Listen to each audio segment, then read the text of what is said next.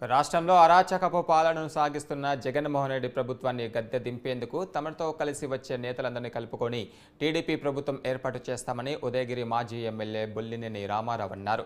బాబు surety భవిష్యత్తుకు guarantee కార్యక్రమంలో భాగంగా ఉదయగిరిలోని దిలావర్ బాయ్ వీధి, షబ్బీర్ కాలనీ ప్రాంతాల్లో పర్యటించారు.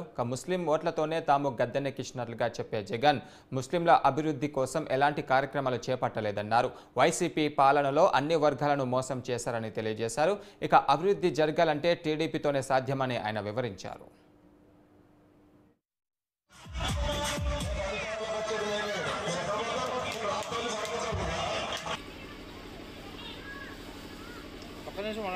ఉదయగిరి హెడ్ క్వార్టర్లో సందాని గారి ఆధ్వర్యంలో దాదాపుగా 100 మంది ఆయన అనుచరులతో యూత్ తెలుగుదేశం పార్టీలో చేరడం జరిగింది.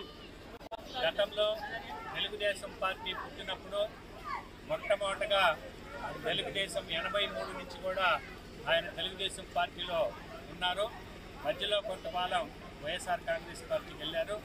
గత 5 సంవత్సరాల్లో వైఎస్ఆర్ కాంగ్రెస్ పార్టీని ఒక్కసారి అని చెప్పేసి అందరూ కూడా ఇక్కడ ఉండే ముస్లిం సోదరులందరూ కూడా ఒక్కసారి అవకాశం ఇస్తా అని చెప్పి వాళ్ళకి వేయటం జరిగింది. 2019లో మళ్ళీ ఈసారి ఆ తప్పు చేయము సార్, పొరపాటు చేశాము, వాళ్ళేంటో మాకు అర్థమైపోయింది, ఈ 5 సంవత్సరాల్లో మళ్ళీ తెలుగుదేశం పార్టీ అధికారంలోకి వస్తే ఇక్కడ అభివృద్ధి జరుగుతుందని చెప్పి ఈరోజు సంతోషంగా వాళ్ళ కుటుంబ సభ్యులతో వాళ్ళ ఇంట్లోనే వాళ్ళ అనుచరులందరితోటి ఈరోజు పార్టీలో చేరడం జరిగింది.